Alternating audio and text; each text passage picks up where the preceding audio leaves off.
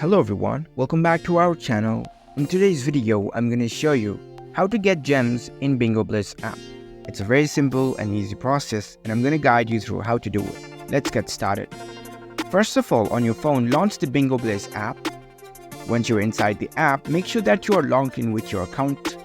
After you are logged in, you will see this kind of interface. There are many ways to get gems in Bingo Blitz. You need to log into this app to get different bonus and offers.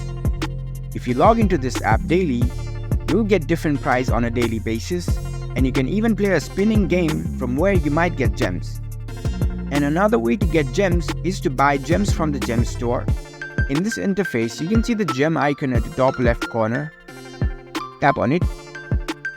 It'll open the Bingo store, from where you can buy gems using your money. From here, you can explore different offers. For that, you need to pay different price for different numbers of gems. So you can choose your preferable ways to get gems in Bingo Blitz. So the key is to logging into Bingo Blitz app on a daily basis to get different offers and prizes. So that's it. That's how you can get gems on Bingo Blitz app. If you found this video helpful, don't forget to give this video a thumbs up and subscribe to our channel for more tech tips. Thank you for watching.